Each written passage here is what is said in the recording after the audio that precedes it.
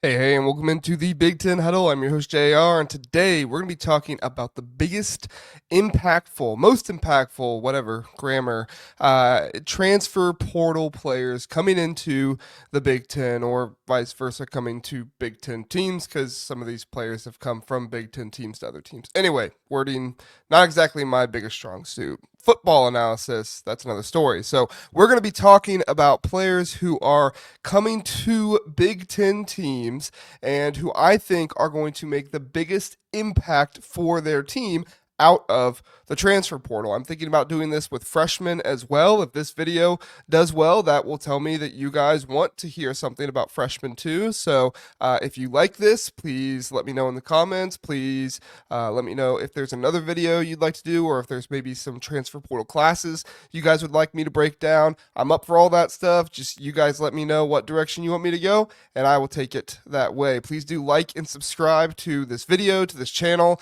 everything. Also, you can become a member here. Me and Zach will do a call-in show monthly. You also get priority in the chat when we do our live streams 3 or 4 times a week. And then in addition to that, you also get to help us pick topics. I'll send out a message before every single live show, and you can let me know if there are any topics in college football or college basketball that you would like me to discuss. So if you're a member, you never have an excuse to say, well, JR and Zack or JR and Kent never talk about my team. They never talk about Rutgers. They never talk about Minnesota. Okay, then send us a topic. If you become a member, you send us a topic. We'll put it in the show. All right, so we are going to talk about the most impactful transfer portal players coming into Big Ten teams. I have no rhyme or reason with where I'm starting. I literally just randomly generalized which teams we're going to start with, and that first team was the Northwestern Wildcats. I'm going to start trying to give you guys some visuals with this stuff in addition to my analysis, so that way you guys have some stuff to look at. I don't have a ton of time to put slides together, so I'm just going to throw up PFF. So Preston Stone is my most impactful transfer coming in. He did not play very much in 2024. I believe he got injured, was the story in 2023. I apologize. In 2023 was when he got injured, right before the championship game for the AAC, I believe it was. And then in 2024, they split time together, and eventually Kevin Jennings did take over the starting position. Sounds like Kevin Jennings was accepted a bit more in the locker room as a leader, and the staff kind of was leaning that way in the offseason. He did well in 2023 when he replaced him. They got the upset win in the American Championship game. However, this is not a situation where I would say Preston Stone stunk or anything like that. I think this was more about Kevin Jennings earning the job and doing well. So we look back to 2023, and Jennings had a good year in 2023, threw for nearly 3,200 yards, 28 touchdowns. I believe that was 12th in the country in 2023. He was 31st in QBR as well, so not super high up there, but still for a G5 quarterback, you know, 31st, not too bad. I think among G5 quarterbacks, he was like fifth or sixth, I think it was.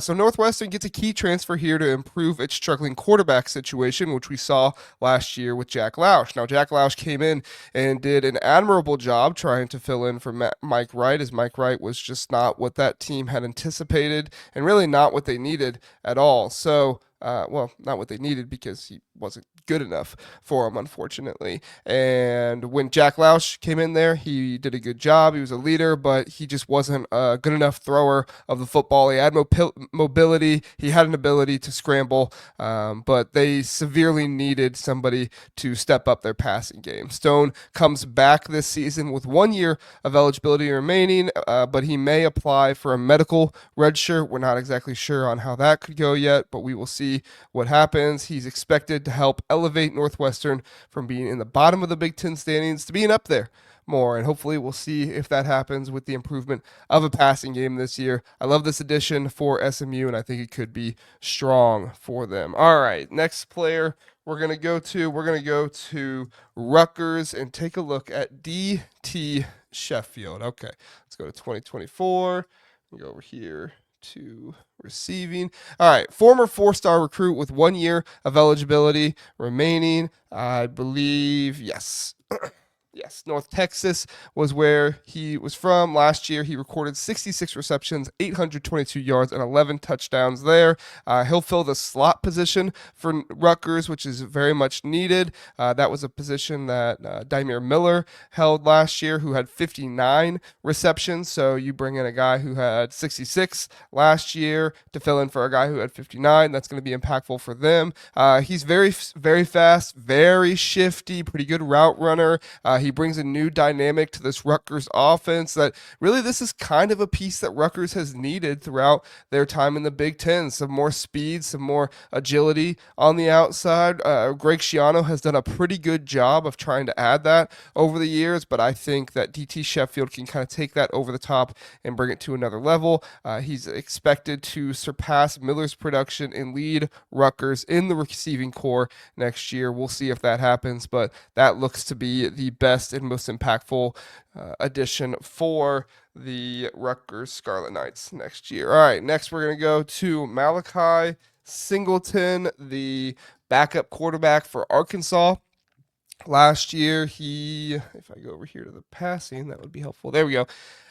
He did play significantly in the Ole Miss game. He did not start that one. I believe that was the one where Taylon Green, I think he was the starter's name. I think he got hurt in that one. But Malachi Singleton is a dual threat quarterback, remembered for scoring the game-winning touchdown against Tennessee in that game. So, yeah, he did come in that one. If we look at his rushing stats, in addition to everything else, in just 5 games last year, on 11 carries, he had 116 yards and 3 touchdowns. He did have 3 fumbles in addition to that. So, you're kind of taking the risk there, but this is a common issue that most dual threat quarterbacks, when they are young, have, is trying to hold on to the football, trying to tuck it away. It's something that, the Purdue coaching staff will really need to make sure they work hard on this with Malachi Singleton.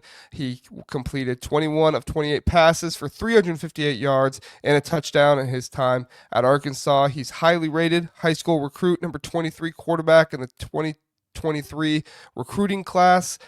Barry Odom recruited him. It was either Barry Odom or somebody on Barry Odom's staff recruited him in their time at Arkansas, so they have some familiarity there. And he brings a mobile element to this Purdue offense, which is crucial after going 1-11 last year. Hudson Card was not a bad quarterback for Purdue, but he just didn't have the mobility factor to be able to escape and evade pressure when it did get to him. As we know, the Big Ten does have a number of good defensive lines, and with good defensive lines comes good pass rushes. Michigan, Penn State, Ohio State, Oregon. I mean, those were some of the best pass rushes in the country last year. Interior of their defensive lines were also strong. So when you're going up against teams like that, not to mention other underrated defensive lines, in my opinion, Iowa, Nebraska, Indiana had a good defensive line last year. Illinois, although they didn't have the best defensive line they've ever had, I still think it was a pretty good asset to their team in most games. So he's expected to compete immediately for this starting role in revitalizing the Purdue's offense. I expect him to win the position. That's just me, but they have brought in multiple transfer quarterbacks, as the Purdue did lose most of, if not all of, their scholarship quarterbacks last year. So this is something that Malachi Singleton, I think, is leading the way for, and we'll see how he does. Next one, if we go on over to Minnesota, we are going to take a look at Javon Tracy, the transfer wide receiver from Miami of Ohio. Javon Tracy exceeded 10 targets in 3, or 10 or more targets in 3 games last year. He had 86 targets overall, 57 receptions. He was first team All-MAC selection with 57 receptions, 818 yards, and 7 TDs in 2024. Really liked what I saw out of him. He only had 2 drops on the season. I think I'm blocking it right here, but he only had 2 drops on the season. So that is definitely something you want to bring to this Minnesota coaching staff, or this Minnesota team. I think the coaching staff is a little bit underrated in wide receiver development in the country. They've done a good job with guys like Daniel Jackson and others who have been on that Minnesota roster over the years. And I think that PJ Fleck knows he needs to get some good wide receivers in here to help with either Drake Lindsey or Zach Pyron. If it is Drake Lindsey, he's going to be a young quarterback who is going to need some help. They lost some guys on their offensive line who could also be great assets in helping take care of the quarterback as well. He's expected to take over as the key receiver from Minnesota, losing its top targets from last year, known for making big plays in critical moments, such as his 72-yard game-winning touchdown he had this year. Only exceeded 100 yards receiving in 2 games, but like I said, he was kind of a boomer bust guy a little bit last year, but as you can tell from the PFF grades here, and I'm not the biggest homer on PFF grades. I do think they are a good stat to look at, but they're not the end all be all. But as you look at the rest of the stats, really from UMass on, he was playing well throughout the year. Started off the year not so well, but that's also because they played some really tough competition to start the year. He's going to be getting up to speed, getting better coaching to help him be developed into a better player that can compete in the Big Ten. He will replace 50.8% of Minnesota's passing targets lost to graduation. That's going to be huge. This Minnesota team needs some good wide receivers, and I think Javon, Tracy is going to be the one that is the biggest asset for them, in addition to other wide receivers they've brought in as well. Malachi Coleman, other guys. I really like Javon Tracy and what he can bring in. All right, moving on to Indiana. I know you guys love Indiana. Indiana brings in Fernando Mendoza. He is going to be my biggest impact player for Indiana. How could you pick anybody else, right? Fernando Mendoza comes in. He had a good year last year. He dropped back a ton of times at Cal. They really relied on his arm and his ability. He threw for over 3,000 yards, 16 touchdowns, and had a near 70% completion percentage, which is impressive for somebody coming from Cal. Really, anytime you can get a quarterback with over 70% completion percentage on the year, that is very impressive. He ranked 3rd among transfer quarterbacks by the 24/7 Sports rankings. He's expected to start immediately for this team. He does have 2 years of eligibility remaining, so this is not a Curtis Rourke situation where he comes in, he starts, and he's only there for 1 year. I suppose if he has a really good year and goes off to the NFL, he could only start for 1 year, but I'm expecting him to be there for most likely 2 years under the coaching of Kirk Cinetti and the rest of that staff. Good decision maker. He has the potential to raise Indiana's offensive ceiling in a number of ways. He will be Indiana's top option on offense to try to distribute the ball. They do bring in Roman Himby as well, but Fernando Mendoza, everything that's going to be on his shoulders, they're going to be really relying on him. I do like what they did in the transfer portal, bringing in multiple experienced offensive linemen. They're going to keep Carter Smith at left tackle. I think that's huge for his development. 3rd year starting at that. I don't remember if he was right tackle his freshman year. But anyway, he started at tackle for 3 years straight. That's going to be good for his development. In addition to that, they got Pat Coogan, who is going to be the experienced Notre Dame center, who's going to come in play center for them. And then you have Zin Mikulski from Ohio State, who played 1 game against Nebraska last year. He played left tackle. That was probably a little bit too much for him to play left tackle, but he only really played 1 game. Against Oregon, he wasn't so bad. So I do think you plug him in at right tackle for this Indiana team, and that's a step up from what you had last year. If nothing else, he has the measurables. He has that kind of stuff to be able to do well for this Indiana football team on the offensive line. So I love it. I think it's a good addition for them. All right, if we now turn our attention to Illinois, we have James Thompson Jr. He was at Wisconsin last year.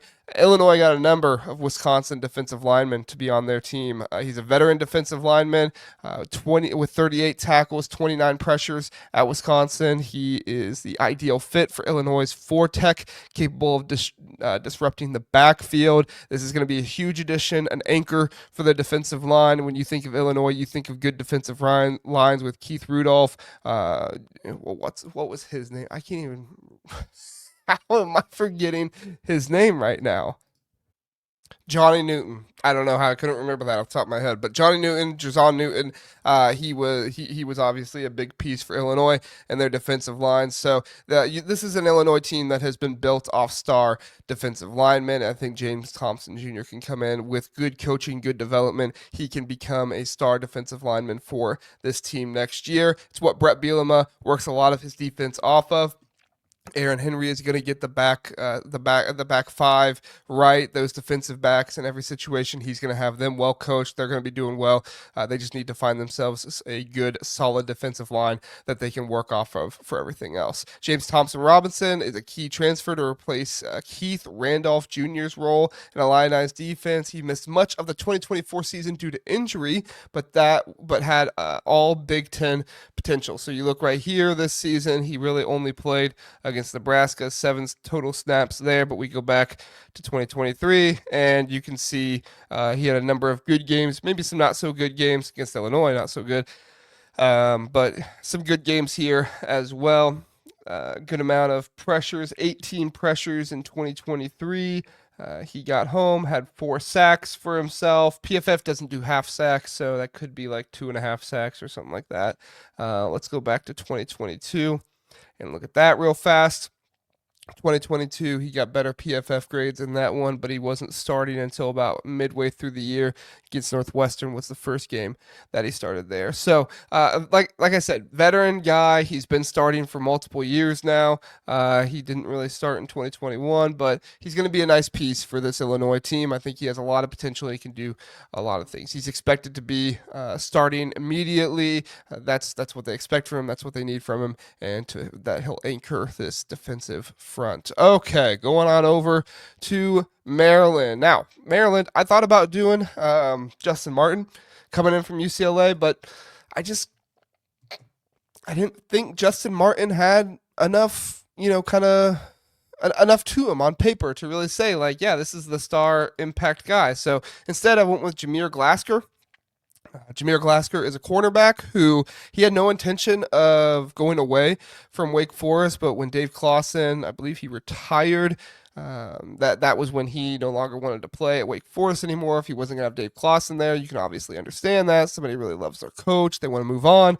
You get that. And so when he moved on, Maryland was quick to go in and pick him up. He was a Wake Forest standout, 37 tackles, 37 tackles, 4 pass breakups, and 1 interception, all in 2024. He's a native from Maryland, returned home to the Terrapins. I know there was a story about his mother, was very happy about that. I think we can all relate. Our mothers like for us to come home. And he brings leadership and experience to a young Maryland secondary. This is a secondary from Maryland that was going to have a lot of youth going into next year. So to bring Jameer Glasker in is going to be huge for them. He's confident in his ability to cover man or zone and contribute immediately. I mean, I have to think Maryland's probably going to play more zone next year than man, but you never know. We'll see what they decide to do.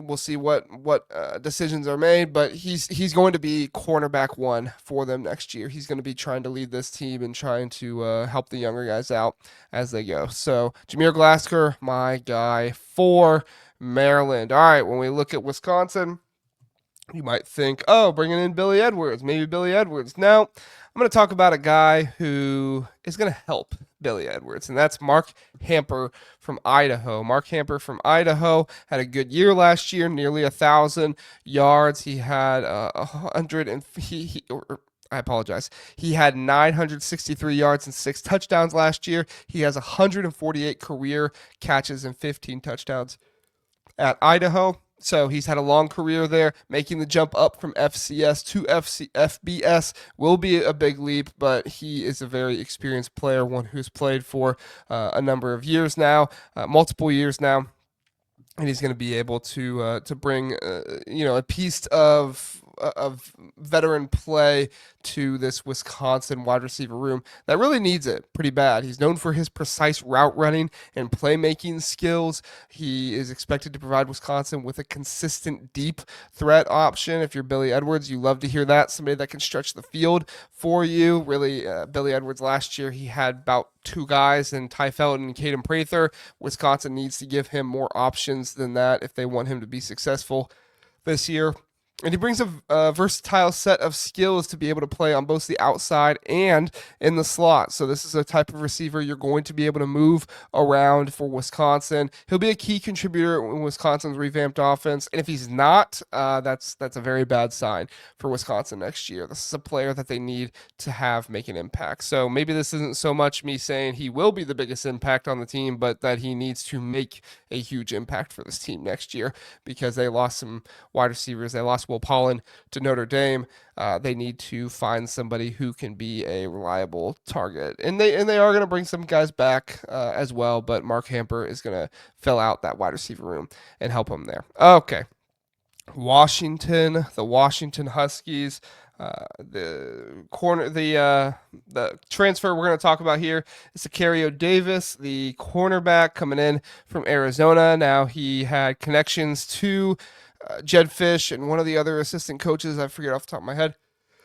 From his days at Arizona, he came in. He's known for his elite coverage skills. Finished with 43 tackles in 6 pass breakups in 2024. He will reunite with former coaching staff members, like I said, Jed Fish, and he's considered one of the best. He was considered one of the best corners in the Pac-12, bringing shutdown capabilities. He was also considered one of the best corners available in the transfer portal. I believe he was the number one. I don't remember if he finished that way, but at one point in time, he was the number one corner as well. So for Washington, you lose Thaddeus Dixon was the corner, I believe.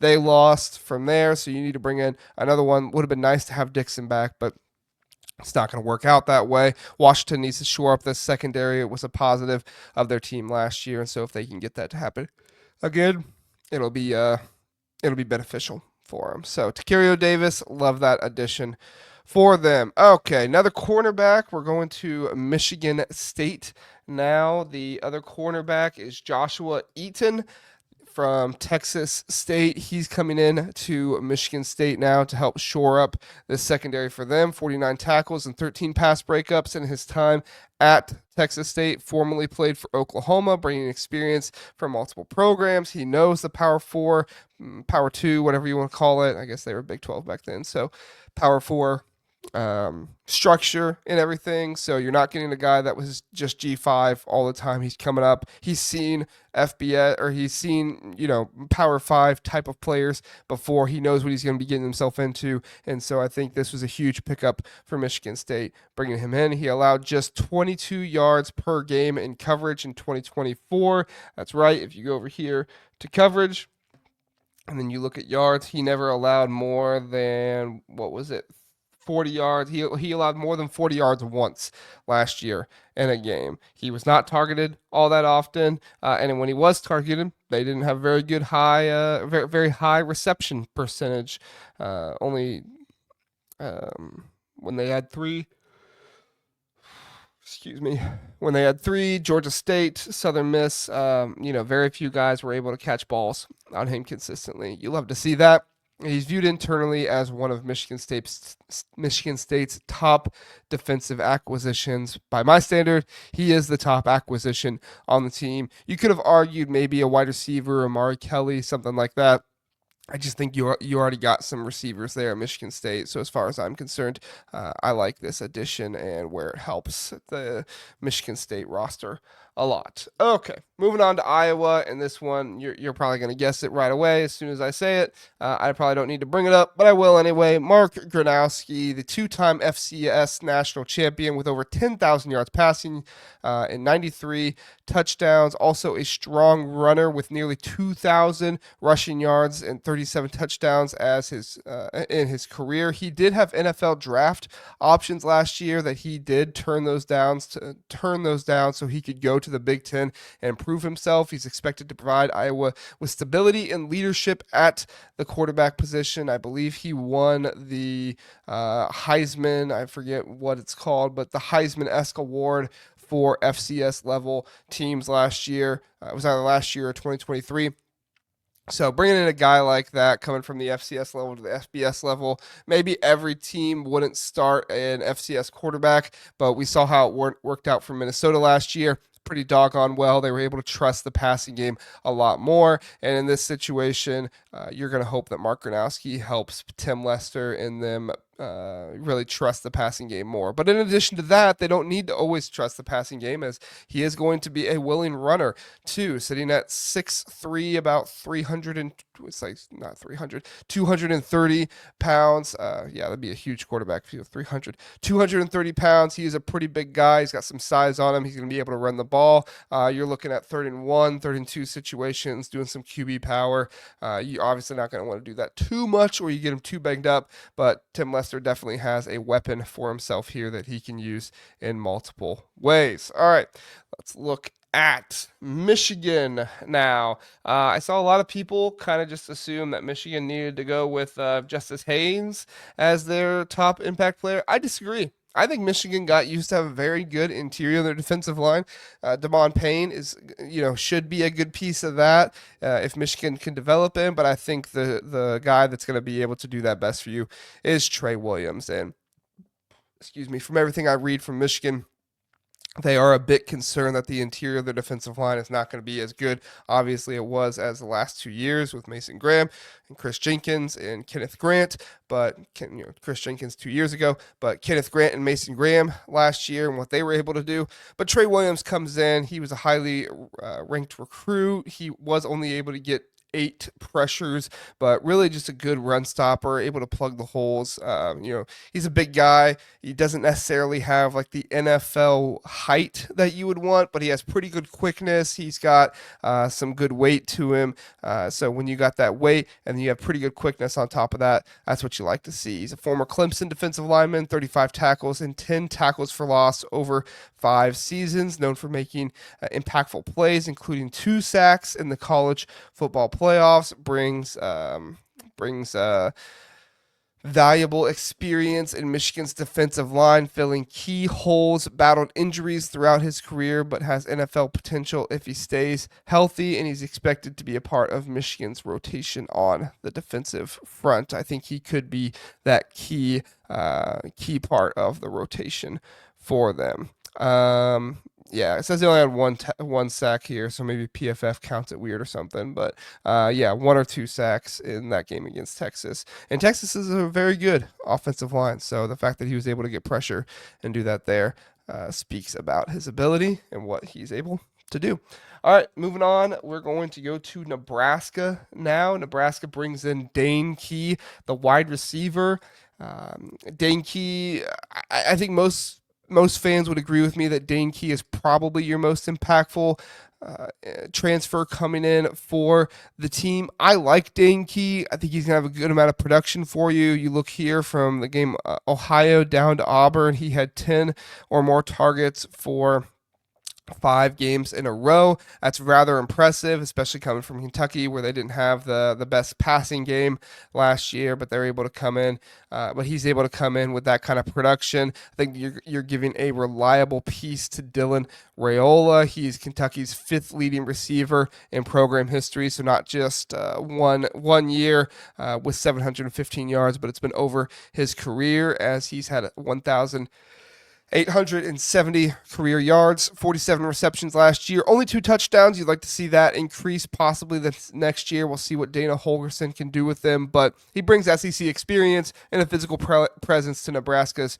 receiving core. He'll be a key target for QB Dylan Raiola, expected to boost Nebraska's passing attack. I was hesitant to put him as the most impactful transfer just because there are other wide receivers that Nebraska got in the transfer portal, but I just think Dane Key is such a good player. He has such reliable production that he's going to bring that to you right away. And then I also think that the offensive line, I like Rocco Spindler. I like Elijah Pritchett. I just don't know if either of those guys are like the star player that's going to be that, cog for the offensive line. Good players, don't get me wrong, and I like Nebraska's offensive line. Raved about him in a video of how good I think it is and how much Rocco Spindler can do, but I just don't know if either of them are going to bring the kind of single consistent production that a Dane Key is going to bring. So Nebraska fans, let me know if you agree Dane Key as the one or not. Okay. For Penn State, we're going to take a look at another wide receiver who is Devonte Ross, who played at Troy, 4 seasons there. I guess they got the start next to him. Normally they play. There you go. He played starting in 2022, and then he played all the way until 2024. And this is the kind of production you see from a true number one receiver. Now, it was at the G5 level, so that's definitely a step up he needs to take. But it's not like it's FCS or anything like that. This is a Troy transfer, first team All Sun Belt receiver, 76 catches, 1,043 or 42 yards, it says down there, 11 touchdowns, known for his ability to create explosive plays, especially on the deep routes. This is something that Dylan Raiola is going to need to do a better job of next year, taking those deep shots and connecting on those. He'll be a key, not Dylan Raiola, Drew Aller, connecting on those, but being a little bit more consistent and selective with taking those. Obviously, his first year starting, he didn't take those as much. Last year, he started taking them more, but the receivers just weren't great enough to be able to do it consistently. And if he did make a bad throw, hardly ever would the receivers bail him out, which made his poor throws and stuff like that just look worse than they, probably really were in some cases. Not making excuses for Drew Aller. He definitely has things he needs to work on. But overall, I think if you're objective in looking at it, poor wide receiver play can really impact a quarterback and what he's able to do. So, for me, I like this addition, Devonte Ross. I think it's going to be a huge impact on Drew Aller, helping him have a better season. They've got the star running back duo in the backfield. Now they just need some star wide receivers on the outside. If Devonte Ross, if he develops correctly and continues to work for this team, he could be that big piece they need. He brings speed, expected to start immediately, and potential to... expected to be a potential breakout player in the Big Ten. All right, number 15, just a few more left. For the Oregon Ducks, we have Isaiah World, the left tackle from Nevada, if I can spell his name right. There we go. The left tackle from Nevada, huge dude, 6'8", 309 pounds, just a massive human being. He's the former Nevada tackle, ranked number 1 overall in the transfer portal when they updated it by 24/7 Sports. He played 852 snaps at left tackle last year, showing strong pass protection skills in those snaps. He only gave up 1 sack. That's what you like to see. Expected to be an instant starter for Oregon, and this is an area that Alik Terry, the offensive line coach for Oregon, has had success at, bringing in good offensive tackles from around the country and having them start. He will help Oregon maintain its high standard on the offensive front. And really, if you're an Oregon team, this is what you need for a young Dante Moore. Him coming in, you need solid tackles on the outside. They bring it in Alex, Harvey, I believe it was, to be their right tackle. He's also very good, but I just think shoring up this left tackle position for a young quarterback like Dante Moore is just huge for them and what he's going to be able to do. Oregon's going to have good wide receivers. Tacario and Moore going to get some time next year. Not really concerned about that as much as I was the offensive line. They've been a finalist for the Joe Moore Award the past 2 years, and with an addition like Isaiah World, I could see them becoming a finalist for it again. Alik Terry, one of the best offensive line coaches in the nation, if not the best offensive line coach in the Big Ten. Very good, very strong, a lot of accolades. Finalist for the Joe Moore Award the past 2 years. Like I said, this is just a huge addition for them, and he's going to make a big impact. All right, staying on the offensive line when we go to USC, because USC lost a number of offensive linemen in the transfer portal, but they were able to bring in DJ Wingfield from Purdue, who was one of the star players of this Purdue team last year. Now, he didn't end the season so well, but he started off the season playing rather well, only allowed 3 pressures the entire season starting at right guard. I think he's probably going to be their left guard, but at the end of the day, he's going to stick at guard for USC next year. They do have a tackle. They do have tackles. They do have a center. They just need to shore up those guards, and so if they can do that with DJ Wingfield, that is huge for them. He started all 12. He started 12 games for Purdue at right guard, bringing significant experience. Can play multiple positions on the offensive line, including center if they need him to do that. He's expected to fill the gap left by departure of Emmanuel Pregnon. That was a huge loss for them, and he brings a physical presence and reliability to USC's offensive front. He'll be a key piece for this USC offensive line and could be an anchor for them, relying on him in the run game and different things like that. So DJ Wingfield, a very good ad for USC. I like that. All right, we have two left. One of our two left comes from USC, Kaedin Robinson. Now, if you paid attention to our portal show where we graded them, I had USC, and I said I didn't really like the wide receiver transfers that UCLA brought in. I didn't say I didn't like Kaedin Robinson. I think Kaedin Robinson was a good ad, but they brought in the Cal wide receiver. He's like 5'9" or 5'10" or something like that. A little small guy that I think they needed to bring in some other key pieces after losing Logan Loya. Some other guys, they needed to bring in some key pieces. Kaedin Robinson is a good ad, especially coming in with Joey Aguilar in his time at App State. I may have said that last name wrong. I apologize if I did. But he's coming in. He is also a target machine for him. Only exceeded 100 yards receiving in 3 games last year, but he had 80 or more in 6 games. And then in the games that were not 80 or more, it was 78, 76, and 58 yards in those games. Again, this is another guy who does a good job getting the yards, but not so much the touchdowns, as he only had 2 touchdowns last year. He's known for his body control and his athleticism and his ability to create separation. These are traits that should translate into the Power 4. Now, maybe not athleticism. You're probably going to find better athletes in the Power 4 than you found in the Group of 5, but ball skills and body control is something that you're definitely going to have translate. And then I do think that the ability to create separation, route running, head whips, stuff like that are going to be huge for him to be able to get open for Joey, his quarterback Joey, and who they bring in from App State as well. So I like that they brought in Kaedin.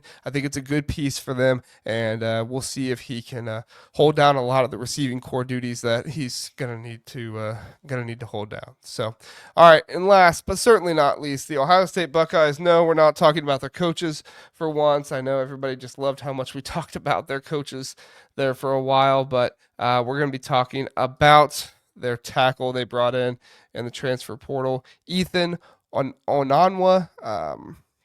Ethan Onianwa. Why is it not coming up? Onianwa. All right, there we go. Sorry about that. Not sure why he wouldn't come up, but Ethan Onianwa, the left tackle from Rice last year, standing at 6'6", 345 pounds, just a massive human being. When you hear the people talk about him, you hear him raving about his footwork, his agility with his feet, his ability at 345 pounds to be able to get around, versatile offensive tackle with experience at both left and right tackle, as he played right tackle in 2023. Here in 2024, he got his first crack at left tackle, only allowed 1 sack, only allowed 9 pressures on 550 passing, or in 550 snaps, and 350 pass blocking stats. I apologize. Pass blocking snaps. He only allowed 9 pressures overall, only 1 sack. That's what you like to see. He graded as a 74.3 overall by Pro Football Focus, with a standout performance against Houston in his career. He's 74.3. Not sure why it says. Okay, that's just last year. He's expected to immediately start at tackle, filling a critical need for Ohio State. This was one of the most underlooked guys in the transfer portal. I think he barely snuck into the top 100 players, which to me is criminal. Ethan Onianwa was going to be a second or third round pick this year if he decided to go to the NFL. He wanted to come back. He wanted to prove himself at the Power 4, Power 5 level, Power 2 level, really a contender, and be able to do that. And we've seen how much proving yourself at a program like Ohio State can help you. So he definitely had that opportunity and was able to go to Ohio State, get that chance. His run blocking was not always the greatest, but you see here against Texas Southern, Houston, Army, and even against UConn, he had a very good job. He did a very good job in his pass blocking snaps. So, very good addition for Ohio State overall. This is what you want to see. Big Ten bringing in good transfer portal players. Let me know what you guys think. Do you guys agree the Big Ten did a good job bringing in transfer portal players? Or do you think maybe some teams could have done better? Do you agree with who my impact players are? I'd love to hear your thoughts. Please do comment below. Give me your thoughts. And also, please do, in addition to commenting, please do like and subscribe as well. Really appreciate your time watching this video. Thanks for checking in on the Big Ten Huddle. I'll see you next time.